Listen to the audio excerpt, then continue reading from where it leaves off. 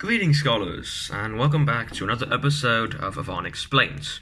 Now, I am aware that some of you may have caught out that this video is slightly late in coming. I did mention that there would be a video last week, but I did get caught up in quite a bit of schoolwork, and I'm sure some of you will be able to understand what that is like. It is exam season in my school right now, so I have been quite pressed for time, so I hope you guys will bear with me, and I apologize for any false promises that I make in the time to come.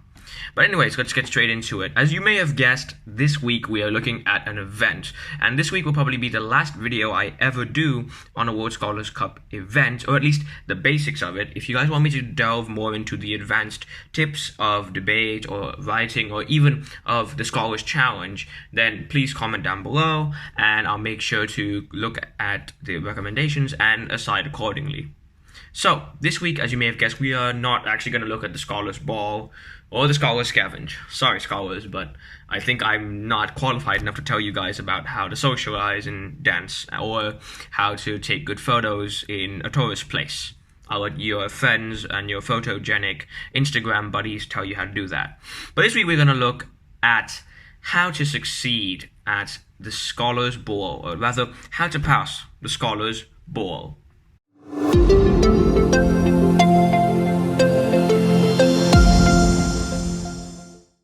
So what is the Scholars Ball? Well, first of all, the Scholars Ball is the last of the 4 events to ever happen in the World Scholars Cup. So on the first day of the tournament of the regionals, you're going to have your debate, your writing, and your challenge, not necessarily in that order, but you'll have those 3 events on the first day.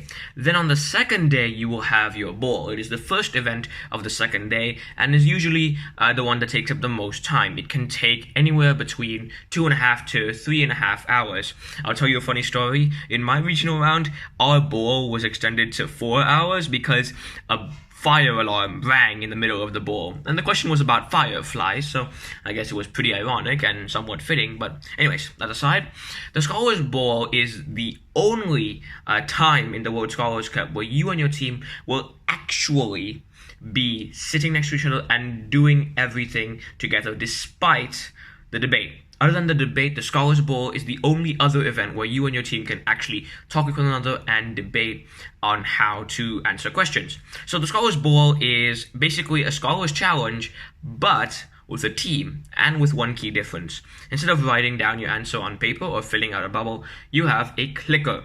Your clicker, along with your chairs, are your 5th and 4th teammate respectively for this competition and for this event in particular. You are going to answer every question from your clicker. Now, most clickers have A, B, C, D, and E on them. I did hear rumors of them introducing an F speaker, but I'm not sure about that. Sorry, an F clicker. But for now, we have the standard 5 options. Now, unlike the Scholars Challenge, obviously, you can't answer 2 or more. You can't answer more than once when it comes to your options. So you can't say answer A. No, wait, never mind.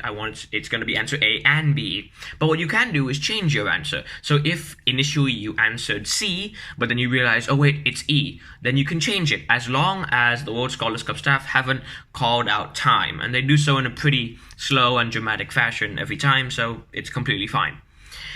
Now, this is probably one of the most enjoyable events of the World Scholars Cup because you adopt alpacas halfway through this event. Yes, every scholar loves to finally become a parent or even a child to their new alpaca. So this is obviously a team-based event. You're going to sit with your team and you're going to answer it as a team. Now, you cannot sit with another team from your school, so your teams have to be split up. Usually in the regional rounds, they let you choose where you're going to sit, and then they'll make sure to, tell your schools to move around if they see you sitting next to a person from another school. But in the global rounds and TOC, it's usually more sophisticated. On your name tag, you will get a ball zone, and that is where you will sit based on your ball zone. So on the day of the ball, you'll come into the huge theater, you'll see a huge map on the screen, it'll have all the different ball zones in it, and then you'll sit depending on where you are. And the idea is obviously to avoid cheating or colluding, right? You don't want to tell your other team from your school the answer, because then that's kind of, helping your own school lift itself up in the rankings, which counts as a form of cheating in the World Scholars Cup. Now, obviously, as with the Scholars Challenge, the knowledge of resources is most important here. You may be great at persuasive speaking and writing, but that's not going to help you at all in the ball. You need to know something about the curriculum of the World Scholars Cup. So, preparation tips. How do you study for the ball? Just like every other World Scholars Cup event that's academic, you can prepare for the ball. Now, obviously, this is again a quote that you may have seen before, and it applies here as well, except for one key difference. Plurals. The scholars who study are the scholars who succeed. Because remember, the ball is a team event, unlike the challenge where you're doing it individually. You and your team need to study as one cohesive unit and then use that studying as a collective way to get success in the ball. Now, obviously, there are many ways to study. You can do Kahoots, you can do Quizlets, you can look at websites such as OnePois, and you can even take your own notes from other resources, or just straight up copy them from websites. That's completely fine. To each their own, as I've said before. But this time, make sure that you keep on following up with your team and making sure that they're doing their studying as well, right?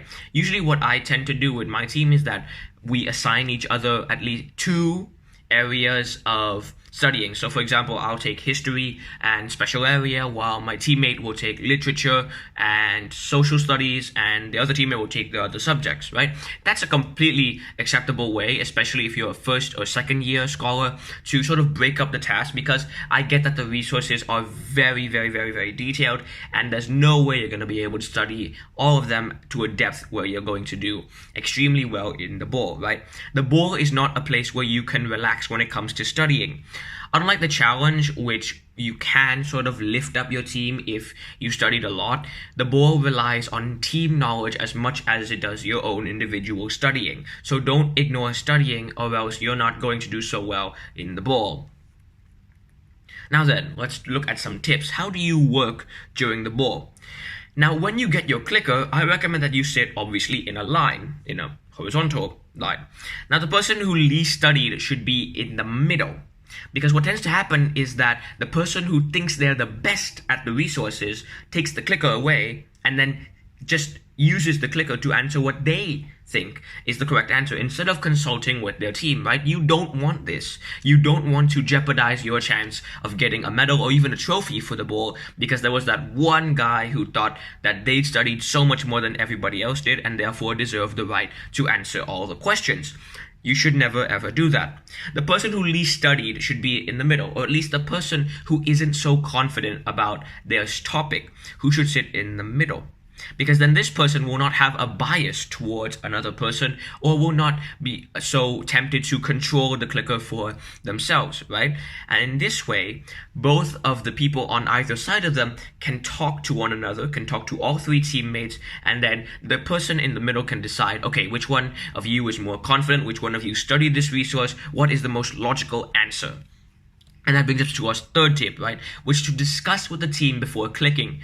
You are not given any point bonuses if you answer quicker than everybody else. You still get the same amount of points regardless if you answered with 1 second remaining or with 10 seconds remaining. It doesn't matter. So use that time to discuss with your teammates, chat amongst yourself, right? I think it could be E. No, it could also be C. But I think it's E because blah, blah, blah. But it could be C because blah, blah. And then the middle person should decide, I think that it's E because you studied the resources and you didn't really touch on this area, so I'm going to go with the more confident person, and so on. And again, logic lights the path. If all 3 of you don't know the answer for sure, logically eliminate the answers that it cannot be, because once you eliminate the impossible, then you can now left with the truth. Now, you can change your answer if it's required, and I recommend that you do this a lot if you're unsure about your answer, right? If you answer first, think about all the other options, and then if you think it could be another one, discuss it with your team again, right? Rather than you discuss with your team for the whole time, then the answer is put in, then you realize at the exact moment when time runs out that you clicked the wrong answer. Don't fall mistake to that. Change your answer if you need it. Don't be scared to say to your team, I think we need to change our answer. That's completely fine. Now, here are some advanced tips. How do you succeed as a team?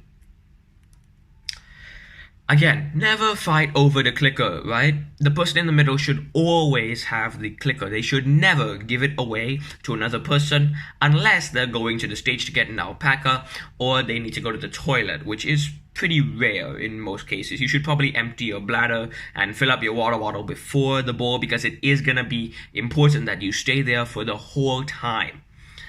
Because what happens is that, remember, the ball can make or break teams. I've seen teammates shout and punch one another because they didn't think about other teammates who knew the answer and weren't able to control the clicker. Remember, the World Scholars Cup is a non-violent program, and the ball is probably the most potentially violent activity that there is in the World Scholars Cup. So remember, discipline yourselves, control yourselves. If someone gets it wrong, don't punch them in the face or shout at them or tell them that they're a loser. Accept it. Just tell them that they should have listened to you. Maybe tell them that you had the answer, and then they should apologize and then make them correct the mistake the next time. That's completely fine. Don't bother cheating. I've seen this so many times where scholars think they can just lean in a little bit and overhear the answer from another team. Don't do this because, number one, you're extremely obvious when you do that. Number two, you risk being caught by the World Scholars Cup staff if you do it a lot of times. And number three, there's no point, right? You have no guarantee that the team in front of you is smarter or studied more than your own team. Unless you know the scholars in that team, then you're probably not going to be guaranteed to get the right answer, right? It's like if you're taking a test. You will only cheat if the person you're cheating from is the smarter person. You will not cheat if the person you are cheating from might be dumber than you or might know less about you, right? So that's the same principle with the ball. Never cheat, right? Because cheating doesn't work. We're not gonna cheat, right? It's an academically dishonest practice and it's something that the World Scholars Cup shouldn't entertain. Especially as scholars, we should, be honest with our thoughts and not try and, cheat our way into the leaderboards. Again, discuss your answers beforehand, before even all the options are read out. So what will happen is usually Daniel or whoever's presenting the questions will read out option A, option B, option C, option D, and option E. You can use that time to choose which option you think is most likely and discuss that with your team. You can go like, okay, I think answer A is most likely. And then when they announce answer C, you can go, oh wait, no, it's answer C because blah, blah, blah. Right? Do that in advance so that you guys have a rough idea of what answers are not likely and what answers are likely. Again, delegate your expertise on certain subjects. If you have scholars who are good at a certain subject in school that's related to the World Scholars Cup, then assign them those subjects, right? My third teammate is experienced with literature and social studies, so she is often the one who studies those resources and manages them during the ball. I love history and I am interested in mysteries. Hey, that rhymed. So I take those areas in the challenge and in the ball. The last one is probably a little bit controversial. Trust in the most studied. What I mean by this is that if you guys have a very, very vague idea of what it could be, or two very strong contradicting ideas of what it could be, trust the person who most studied, not just the subjects, but overall, and usually the person who knows the most about that topic. And again, sometimes you'll find that you haven't studied the World Scholars Cup curriculum, and yet you still know the answer because you picked it up somewhere else, right? There will be those questions where you know the answer because you read it in the news, you watched it in the video, you heard your parents discussing it, or something like that. And when that happens, speak up, right? Because not only are you telling your team that you know a possible answer, but you now have a different source rather than your own studying to support your claim. And that's a great thing. So that's all for today, guys. I hope you guys learned something about how to do the ball. But we are going to quickly talk about the rounds of the ball. Now, as you may have heard from your peers, or as you may have seen in regional rounds, balls have different rounds or sort of sections where the scoring is a bit different. There's obviously practice where you earn hardly any points. A staggering 0 points. And then you have round 1 and 2, which are usually normal rounds. You earn like a progressive amount of points. And then you have special rounds. These are where the scoring systems get really interesting. You have the progressive round, where the amount of points you get is relative to the amount of answers you get correct out of 6 or something like that. There's the lightning round, which happens once or maybe even twice in every event, and it's where you have 5 options that stay exactly the same, and you have to eliminate them one by one to get to the right answer. Those are usually more easier for scholars, but remember to be quick on the clicker because you don't have as much time that you do on those rounds as you do on the others. Now, as you may have also seen, the challenge questions, the bowl questions are not given to you in a challenge format, right? Not all of them are just question, answers, and then, your answer. They oftentimes have pictures, videos, or even live demonstrations to accompany them to show you what they're asking for. Sometimes your answers won't even be text answers. Sometimes your answers will be pictures. Sometimes your answers will be emojis. Sometimes your answers can even be parts of an alpaca, or at least parts of a staff member. So remember to take that in mind and pay attention when watching the videos or watching any media that they present, because that's often where scholars fail, right? They don't watch so closely and then they don't quite get the meaning of the question. But other than that, I hope you guys have learned something from this video, and make sure to comment down below on what you'd like to see next week. I am probably going to return to resources because people have been requesting that I do one on science and history, so I will probably do those. But if you have a specific resource that you want me to go through, go ahead and comment it down below. As always, this is Avan Fada of Avan's Alpaca Resources, signing out.